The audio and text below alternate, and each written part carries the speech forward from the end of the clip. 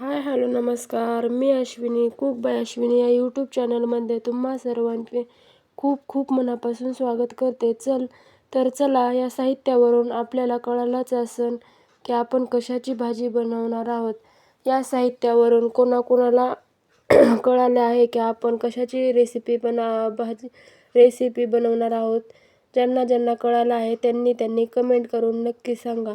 तर इथे पाहू शकता मी कांदा, कोथिंबीर, हिरवी मिरची आणि टोमॅटो स्वच्छ धुवून बारीक असं कापून घेतलेलं आहे. आणि इथे लगेच मी 3 अंडे फोडून घेतलेले आहेत. आणि आपण जे कांदा, टोमॅटो सगळं टाकलेलं होतं ना, ते याच्यामध्ये घालून घेणार आहे. आणि घातले की लगेच असं मस्त असं एकजीव सगळं एकजीव करून घ्यायचं. हे पाहू शकता मी जसं एकजीव केलेलं आहे तसंच तुम्ही देखील एकजीव करा. आणि तुम्ही कशी बनवता ही रेसिपी मला कमेंटद्वारे नक्की सांगा. आणि माझ्या चॅनलवर जे नवीन व्हिडिओ पाहत असेल त्यांनी कमेंट करायला आणि सबस्क्राईब करायला विसरू नका. इथे पाहू शकता किती मस्त असं मिक्स झालेलं आहे. लगेच मी तवा गॅसवर ठेवला आणि हाय फ्लेमवर गॅस केलेला आहे.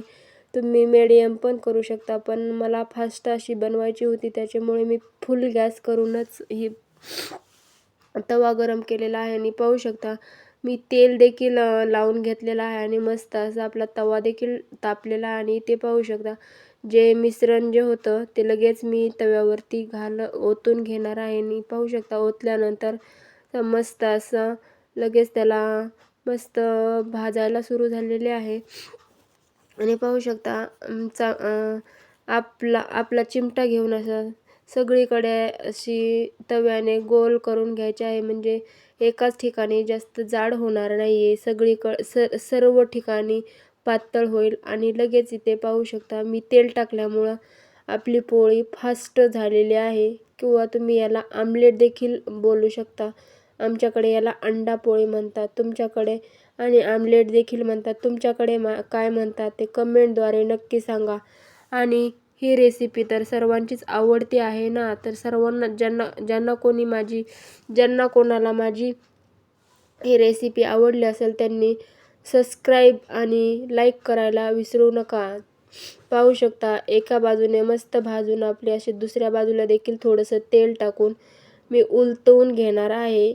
आणि उलटली की मस्त अशी दोन्ही बाजूनी मस्त खरपूस वास येईपर्यंत भाजून घ्यायची आहे. ते पाहू शकता असं मस्त जबरदस्त टेक्स्चर आलेलं आहे. आणि दोन्ही साईडनी पुन्हा मी असं आलटापलटी करून भाजून घेणार आहे.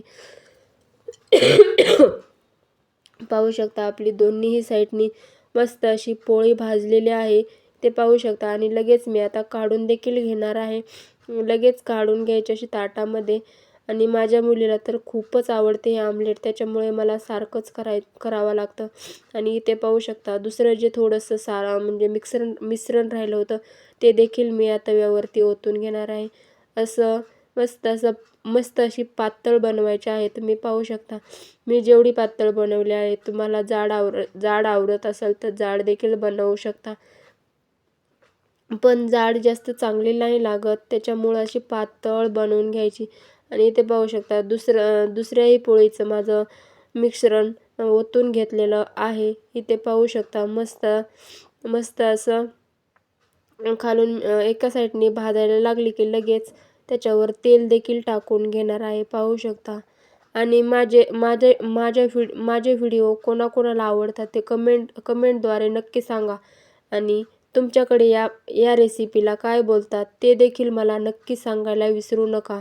माझे व्हिडिओ जे नवीन कोणी पाहत असेल त्यांनी माझ्या व्हिडिओला सबस्क्राईब करा आणि कमेंट आणि लाईक देखील करायला विसरू नका. तर पाहू शकता आपली एका साईडने मस्त अशी भाजून झालेली आहे. आणि लगेच मी दुसऱ्या साईडनी तेल टाकून घेणार आहे. पाहू शकता असं तेल टाकलं का खाली करपत नाही आणि मस्त असं टेक्स्चर दिसतं. पाहू शकता कसला जबरदस्त असं टेक्स्चर दिसत आहे. ही रेसिपी पाहून कोणाकोणाच्या तोंडाला पाणी सुटलं ते पहा. आणि कोणाकोणाला ही अंडा आवडतो. मला तर असं वाटतं सर्वांचाच फेवरेट असेल. हो, माझ्या घरच्यांचा तर खूप म्हणजे माझ्या मिस्टरांना आणि माझ्या मुलींना खूपच आवडते. तुम्हाला कोणाकोणाला आवडते तर त्यांनी कमेंट करून नक्कीच सांगा. पाहू शकता आणि दोन्ही साईडनी आपली आमलेट म्हणजे मस्त असं भाजलेलं आहे आणि आता आपण लगेच काढून घेणार आहोत. माझी रेसिपी आवडल्यास नक्कीच, नक्कीच लाईक करा आणि पूर्ण पूर्ण व्हिडिओ स्किप न करता पहा. तर भेटूया अशाच नवनवीन व्हिडिओमध्ये. चला तर मग बाय बाय. भेटूया उद्या पुन्हा.